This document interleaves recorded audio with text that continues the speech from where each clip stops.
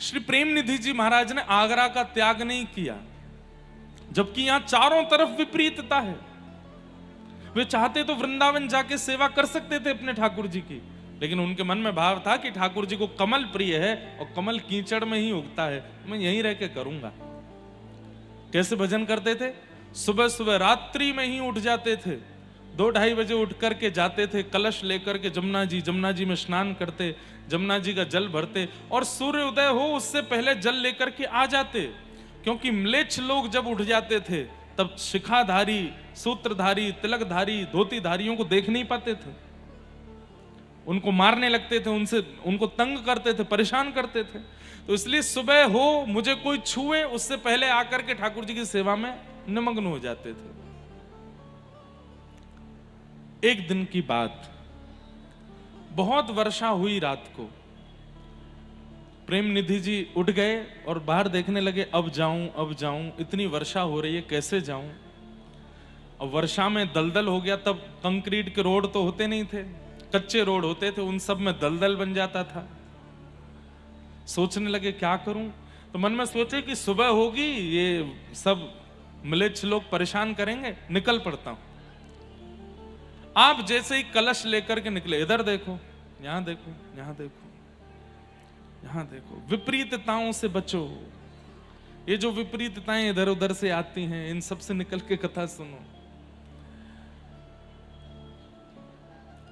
बारिश हो रही थी, कीचड़ दलदल हो रहा था, और ऐसे में और भी कई सारे डर होते हैं कि बारिश के बाद कभी सांप, कातर, बिच्छू आदि ये सब निकल आते हैं, और फिर रोड भी दिखता नहीं है अच्छे से। उस समय पर लाइट होती नहीं थी, मशाल होती थी, मशाल भी कैसे लेके जाएं, इतनी वर्षा हो रही है।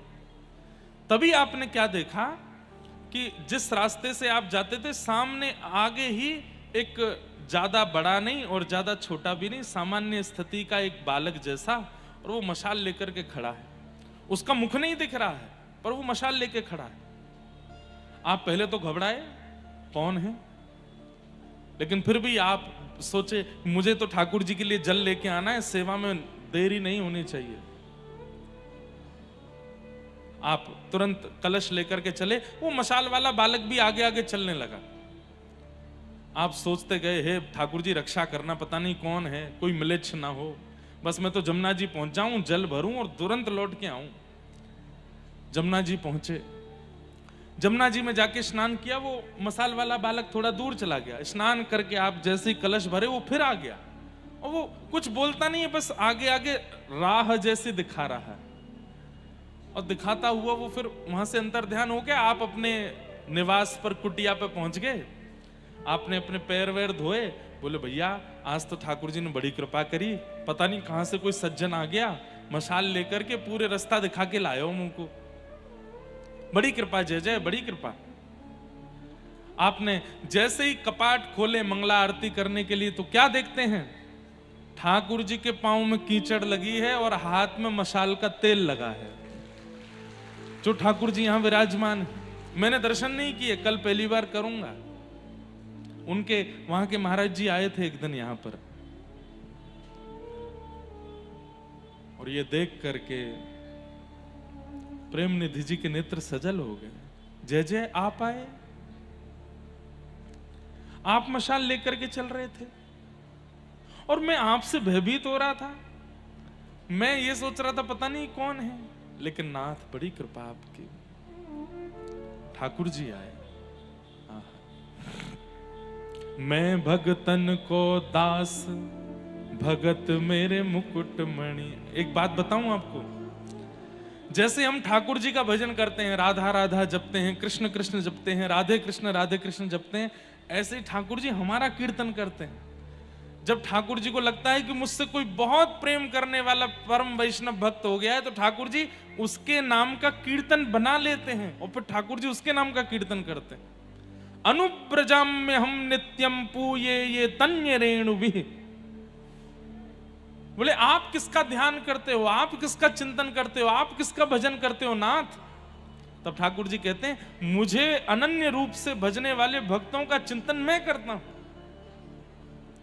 और कोई रमेश नाम का भक्त है तो ठाकुर जी उसके नाम का कीर्तन बना लेते होंगे, रमेश रमेश रमेश, मेरो प्यारो रमेश, मेरो दुलारो रमेश, मेरो नीको रमेश। अब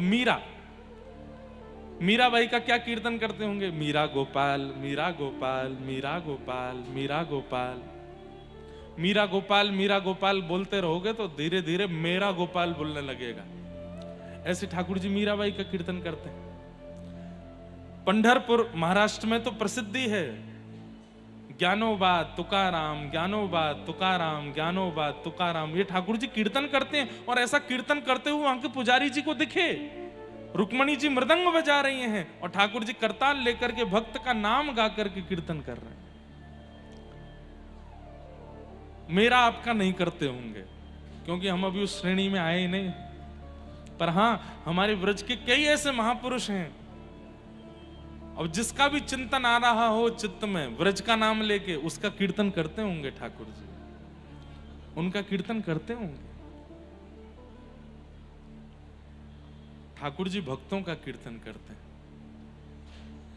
ठाकुर जी के पैरों में कीचड़ लगी देखी, हाथ में मशाल की वो तेल लगी देखी, प्रेम निधि जी के नेत्र सजल हो गए। जय जय आपने श्रम क्यों किया, ये मेरी सेवा है, मुझे करने दीजिए, आप क्यों श्रमित हुए।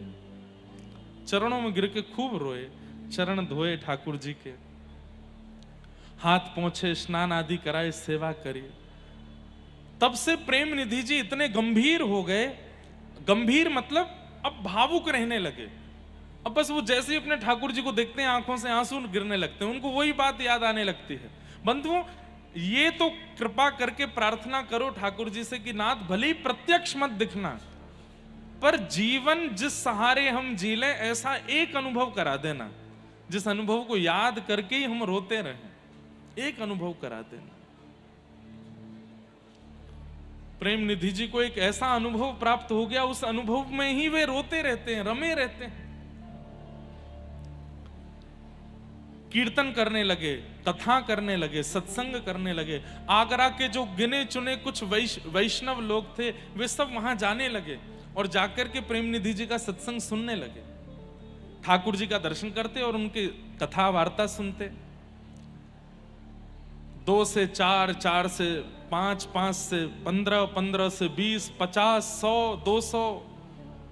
जब भीड़ बढ़ने लगी तो धीरे धीरे मिलेच्छों की नजरों में आ गए। कौन है ये? इतने वैश्य समाज के, वैष्णव समाज के, हिंदू समाज के लोग कहां जाते हैं?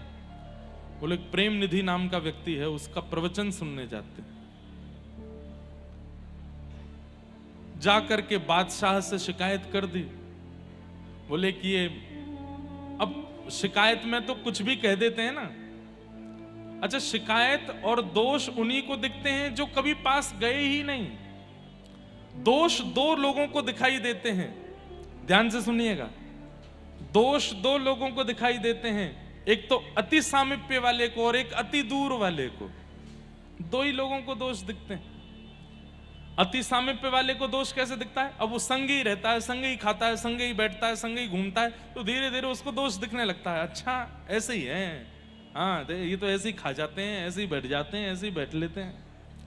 और एक अति दूर जो कभी आया ही नहीं है पास में, बस सुनी सुनाई बातों पर ही दोष देखने लगता है। और हम मानवों की एक क्वालिटी है कि हम दोष क्षण भर में देख लेते हैं, गुण देखने में पूरा जीवन निकल जाता है, गुण नहीं दिखता। बादशाह के पास जाकर के दोष बताने लगे।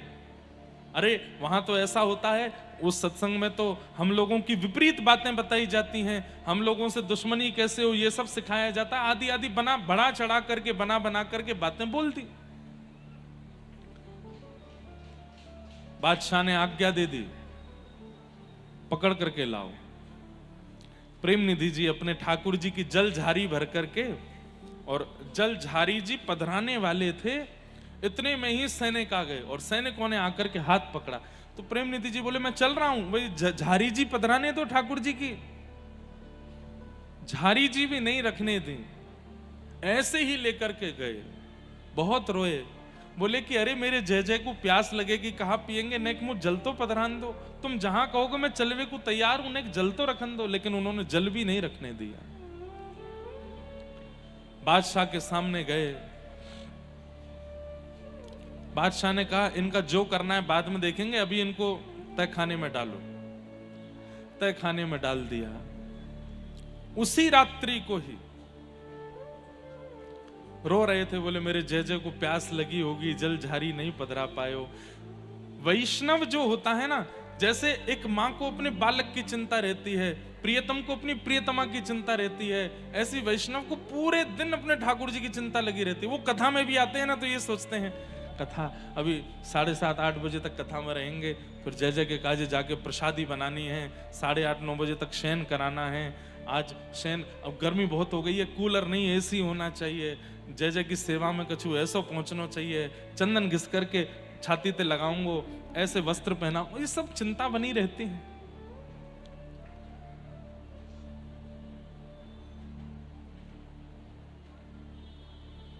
राजा सोया था अपने कक्ष में, इतने में ही वो कोई स्वप्न जैसा दिख रहा था, और उसको ऐसा दिखा कि जिनकी वो इबादत करता है वो उसके स्वप्न में प्रकट हो गए, और उसके स्वप्न में प्रकट होकर बोल रहे हैं मुझे प्यास लगी है, पानी पिला।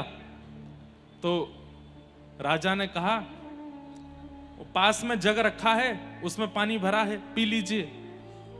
तो ठाकुर जी ने एक लात मारी, और लात मारी सपने में, लेकिन गिरा असली में। और जब गिरा तो घबरा गया, क्या हुआ?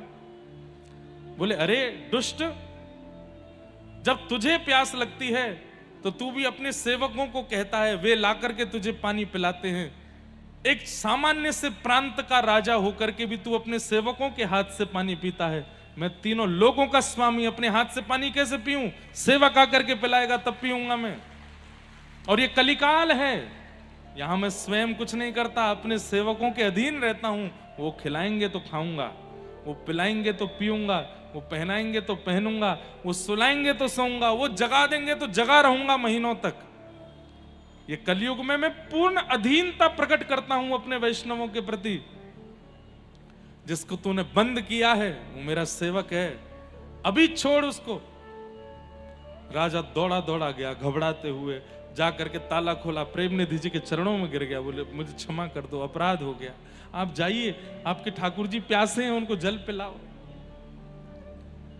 और मुझे कुछ आज्ञा दे के जाइए, मैं क्या करूं, कोई सेवा बता दीजिए।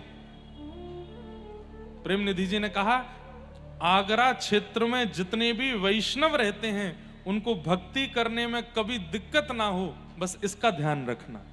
कभी भी तुम्हारे सैनिक जन और यहां घूमने वाले म्लेच्छ उनको परेशान ना किया करें। यमुना जी के मनोरथ करने में, अपने ठाकुर की सेवा करने में उनको किसी को दिक्कत ना हो, बस ये ध्यान रखो। और आइंदा कभी भी किसी वैष्णव का अपराध मत करना, नहीं तो हमारे ठाकुर जी ने अभी लात मारी है, वो नृसिंह बनकर के पेट भी फाड़ देते हैं। बस इतना कह करके प्रेमनिधि जी चले गए और अपने ठाकुर जी से आकर के हृदय से लगा लिया, जल झारी भर के लाए, सेवा में पधराई। ऐसे ठाकुर जी आगरा में विराजमान, प्रेमनिधि जी के ठाकुर जी। अगर कह दें तो कोई अतिशयोक्ति नहीं कि आगरा का गुप्त वृंदावन है वो, वहां के ठाकुर जी अति मधुर हैं। तो मीराबाई का एक बहुत सुंदर